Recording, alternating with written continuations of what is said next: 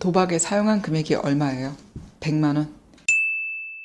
100만 원보다 적으면 형사사건화하지 않고 소속 부대 자체 징계로 될 수도 있어요.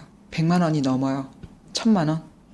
100만 원이 넘으면 부대에서 자체 종결할 수 없고 반드시 군사경찰에 사건을 알려야 되죠. 형사사건화가 될 거고요. 군사경찰에서 수사가 개시가 될 겁니다. 한번 출석을 하셔야 될 거예요. 출석을 하면 크게 두 가지를 요청을 해요. 첫째, 금융거래 내역에 대해서 제공 동의를 할 거냐. 둘째, 휴대전화 이미 제출할 거냐. 가급적 동의하시는 게 좋아요. 동의하지 않으면 영장이 나올 거거든요. 영장이 나와서 강제로 하는 것보다는 수사에 적극적으로 협조한다라는 모습을 보여줄 필요가 있어요. 도박 사실이 없다. 그래도 제출하는 게 좋죠. 없음을 증명하기 위해서라도요. 보통은 굳이 이미 제출할 필요가 없으면 제출하지 마세요라고 권해드릴 텐데요. 이 불법 스포츠 도박의 경우는 영장이 대부분 나오기 때문에 수사기관에 협조하는 모습을 보여주는 게 좋습니다. 가급적 벌금형 또는 기소유예를 받아내는 것을 목표로 하시고요. 금액이 비교적 소액이고 처음인 경우는 소속 부대 내에서 구두경고 조치로 종결될 수도 있어요. 그런데 금액이 100만 원을 넘어가면 또 다른 동료들에게 돈을 빌려놓고 갚지 않은 경우는 추가로 사기죄의 혐의도 받게 되고요. 군에서 형사사건, 즉 군사경찰에서 조사를 받는 것과 별개로 소속 부대에서 징계는 예정되어 있어요. 원칙상 형사사건이 종결된 후에 징계를 진행해야 되지만 전역이 임박한 경우에는 전역 전에 징계를 할 수도 있어요. 형사사건과 별도로 징계는 불가피합니다.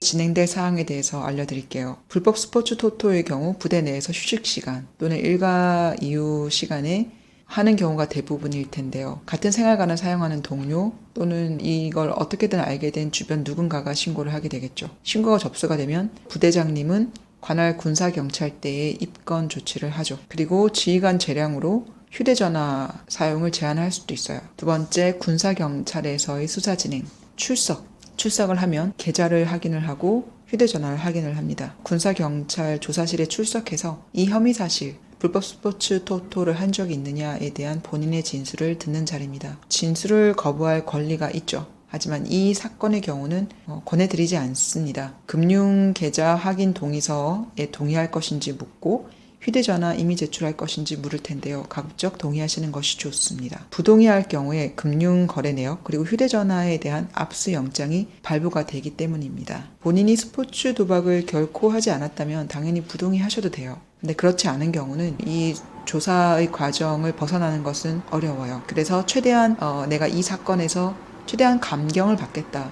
내 혐의 사실에 대해서 최대한 낮은 처분을 받겠다라는 것을 목표로 하시는 게 가장 좋아요. 그걸 위해서 처음부터 수사에 적극적으로 협조를 하고 처음부터 반성하는 모습을 보여주는 것이 좋습니다. 휴대전화를 이미 제출을 해도 혐의가 된 불법 스포츠 토토, 또 도박 이것 외의 자료는 사용되지 않아요. 그러니 걱정하지 않으셔도 되고요. 휴대전화를 이미 제출하는 경우는 현장에서 제출하고 포렌식을 길어야 4시간, 6시간을 하고 그 자리에서 돌려주는 경우도 있어요. 그런데 영장으로 압수가 되면 이 사건 종결될 때까지 돌려받지 못할 수도 있어요.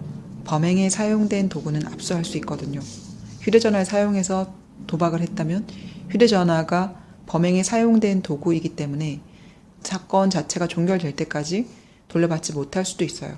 그런 불편함을 감수하는 것보다는 제출하는 것이 본인에게도 좀 더 편할 겁니다. 진술할 때는 객관적인 사실 그대로 진술하는 게 좋아요.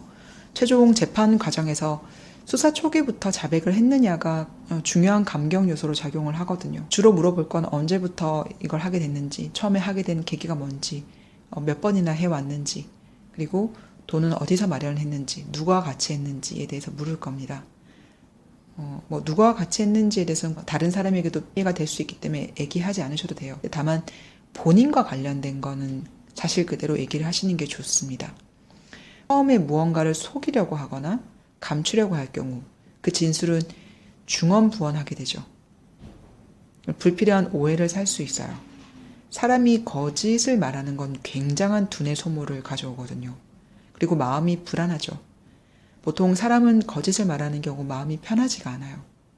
차라리 내가 지금 잘못한 것에 대해서 책임을 지겠다라는 자세로 솔직하게 말하는 것이 좋습니다. 사실도 말하지 않고 휴대전화 제출도 거부하면 압수영장이 발부될 가능성이 높고, 이렇게 되면 내가 부인한 사실이 거짓임이 모두 드러나게 되는데, 같은 사안을 놓고 형량에서의 차이를 가져오기 때문에 처음부터 협조할 것을 권해드려요. 자, 이제 본인께서 하실 것과 주변 가족분들께서 도와주실 사항에 대해서 안내드릴게요. 본인은 반성 그리고 재범 방지를 약속을 해서 최대한 감경받는 것을 목표로 하셔야 돼요. 반성의 태도를 드러내는 것은요, 지금 제가 설명드렸던 수사기관에 적극적으로 협조하는 것, 그리고 반성문을 쓰고 재범 방지를 약속하는 것이죠. 재범 방지를 약속하는 것에는 가족분들이 도와주실 부분이 있어요. 사회적 유대관계가 돈독하고 주변 분들이 다시는 도박을 하지 않도록 옆에서 적극적으로 돕겠다, 우리가 잘 감시하겠다, 이런 내용의 탄원서를 쓰시고, 그리고 입대하기 전 어떤 일을 했었는지 또는 어떤 학교를 다녔었는지에 대한 재학증명서 또는 경력증명서, 그 외